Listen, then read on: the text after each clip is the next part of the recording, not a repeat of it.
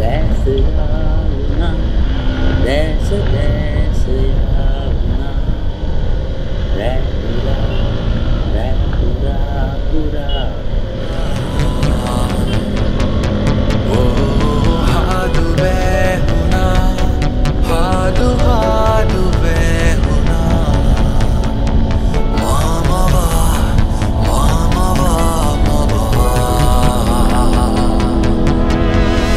माया नहीं मोह माया नहीं पाने लगिया माया नहीं मोह माया नहीं पाने लगिया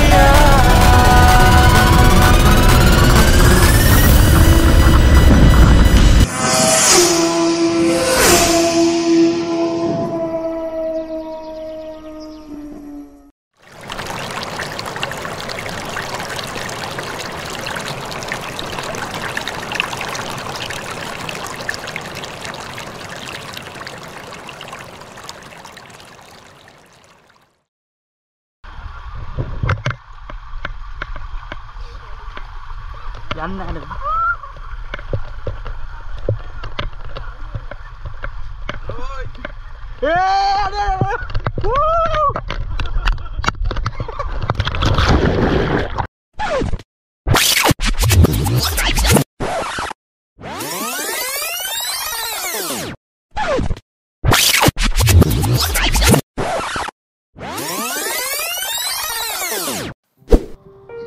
good morning.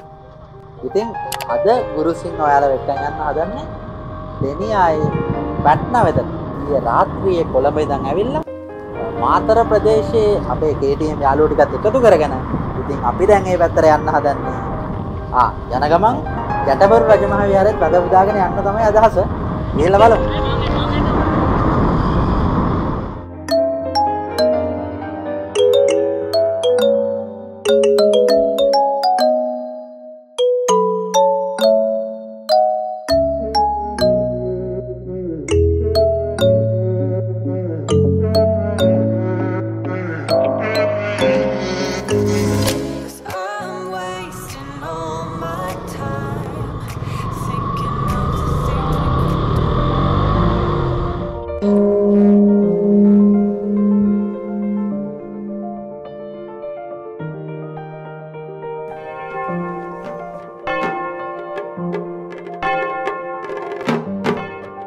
බුද්ධං සරණං ගච්ඡාමි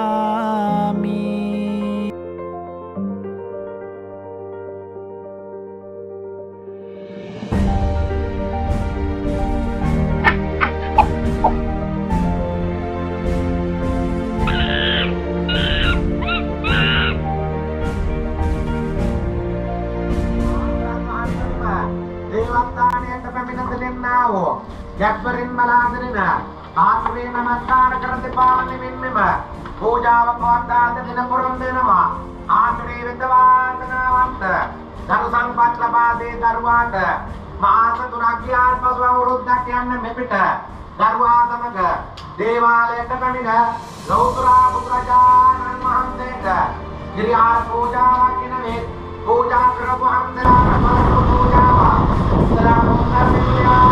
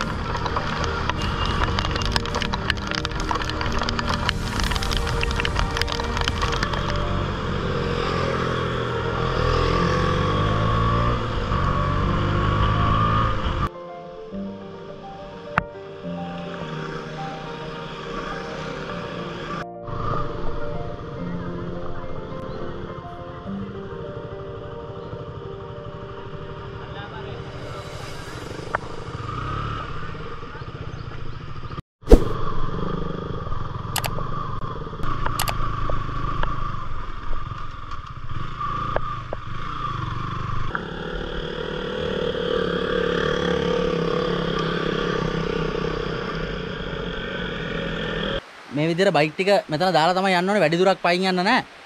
මීටර් 50ක් විතර යන්න තියෙනවා, උඩහට යන්න තියෙනවා කියලා තමයි කිව්වේ. ඉතින් අපිට ඒත් එක්කම හම්බුණා මේ මෙතන ගැන විස්තර දැනගන්න කෙනෙක්. ඉතින් විස්තර දැනගන්න අපිට හම්බුණා ඉන්දික අයියා, කොටපොළ ප්‍රාදේශ සභාවේ නිලධාරියෙක්. ඉතින් අපිට චුට්ටක් මේ ගැන විස්තර කියමු අයියේ. මේ මෙතන ගැන මොනවද කියන්න තියෙන්නේ? මේක ඉතින් අවුරුදු 3ක් විතර තමයි මිනිස්සු බලන් දෙන්නේ. පස්සේ අවුරුදු 3ක් එන අය මේක පරිපාලනයක් තිබුණා කියන බෝතල් කොට කරලා දාලා පොලිසියෙන් ප්ලාස්ටික් දාලා දොරට දාලා බ්ලොක් වෙලා මේ මිනිස්සුන්ට නාන්න එන්නේ දෙයක් හතරක් තිබුණේ. පස්සේ තමයි ප්‍රාදේශීය සභාවට පාරගෙන සිද්ධ ප්‍රොජෙක්ට් එකකට ගෙන මේක දැන් පවත්වාගෙන යන්නේ. දැන් ගොඩක් අවස්ථාවල කලින් නීති වෙලා ඔක්කොම නීති දැන් සමහරක දවස්වල හැමදාම අපි කුණු වස්තන්නේ අර බෑග් වලින් තියෙන්නේ. ඒක අපු පොලිසියෙන් තමයි. ඒ අස්තර තමයි ක්ලීන් කරගෙන අදින් මම කවුන්ටර් හදලා තියෙනවා. ඒක දාලා ඒ තමයි ජල පාස්මන් දෙක දීමට ඒ පාස්මන් දෙක විතර තමයි අපිට අරක්ක කරගෙන යන්නේ. එතකොට මේ ප්‍රදේශය අයිති වෙන්නේ කොහෙටද? ඒ කියන්නේ ලකෝ පළාතේ මාස දිස්ත්‍රික්කයේ දෙනියායේ විහාරෙන මොනවද තියෙන්නේ. හරි. ඉතින් එන්න ඒ විදිහට තමයි විස්තර ටික. ඉතින් මේ කිව්වා වගේ මේ මෙතන ප්‍රාදේශ සභාවට පවරගෙන මේ පිළිවෙලට පවත්වාගෙන යන එක හොඳ වැඩක්. ඇත්තටම එහෙම කරන්න සිද්ධ වෙලා තියෙන්නේ මේ කිසිම සැලකිල්ලක් නැතුව මේ විදිහට කුණු දාලා වාට මෙතනින් බැලුවොත් පේනවා මේගොල්ලෝ හැමදාම මේ විදිහට කුණු එකතු කරලා මට කිව්ව විදිහට කිලෝමීටර් 20 ගාණක් අරන් යනවලු මේ ඉවත් කරන්න. ඉතින් ඒ වගේ ලස්සන පරිසරයක් තියාගන්න දන්නේ නැහැ මේ මිනිස්සු. ඒකින්ද තමයි මේ විදිහට පවත්වාගෙන යන්න විශේෂ වැඩපිළිවෙලක් කරන්න සිද්ධ වෙලා තියෙන්නේ. මේ වගේ තැන් විතරක් නෙමෙයි, සමහර තැන් තියෙනවා සංචාරකයෝ යන නමුත් මේ විදිහට රජෙන් පවත්වාගෙන යන්නේ නැති, නඩත්තු කරන්නේ නැති තැන්. ඉතින් ඒ තැන් වලත් ගිහිල්ලා දැනට කුණු දාලා අපිරිසිදු කරනවා ගොඩක් අය. ඉතින් එහෙම කරන්න එපා කියලා තමයි ඉල්ලන්න තියෙන්නේ. ඒ වගේම මේ මෙතන ඔයගොල්ලන්ට මේ වැසිකිලි පහසුකම්, වතුර, ඒ වගේ දේවල් තියෙනවා. මේ ඒ ගැනත් කියන්න ඕනේ.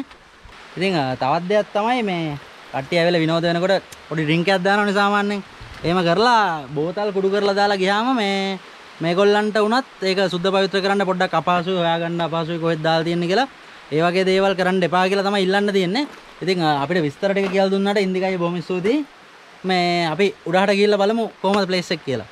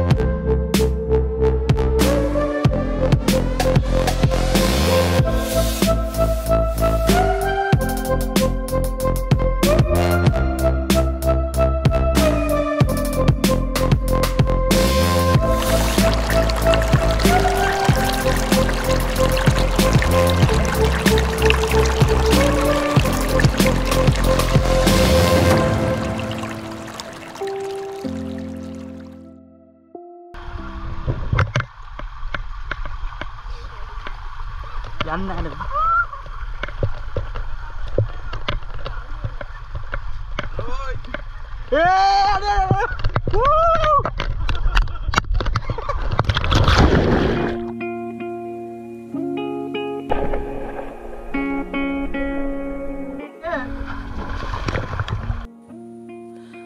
දෙනියායේ පැත්තේ තියෙන සීතල හින්දා ගොඩක් අය කියන්නේ පුංචි නුවරඑළිය කියලා. ඉතින් දැන් මේ අපි ඉන්නේ සිංහරාජ රක්ෂිත මායමේ. ලංකාවේ විශාලතම වනාන්තරය වන සිංහරාජ වනාන්තරයේ සමංගල පිවිසුම තියෙන අන්න අර හරිය. ඉතින් එහෙනම් අපි යන්න කියලා හදන්නේ. පැට්නා ටුවර් එක මෙතනින් ඉවර වෙනවා. තව කොහේ හරි යන්න අයිඩියා එකක් තියෙනවා. මේ හැබැයි ෂුවර් කරන්න බෑ. අපි හෙටත් බොහෝ දුරට මාතර ඉඳලා කොහේ හරි ගියොත් අනිවාර්යයෙන්ම වීඩියෝ ඔයගලන්ට ගේන්නම්. ඉතින් පළවෙනි පාර්ට නම් මේ channel එක බලන්නේ. දැම්ම ගිහලා subscribe button එක click කරලා subscribe කරන්න. එතකොට ඉස්සරහට දාන වීඩියෝස් හැම එකක්ම ඔයගලන්ට බලා ගන්න පුළුවන්. ඉතින් එහෙනම් ගිහලා එන්න.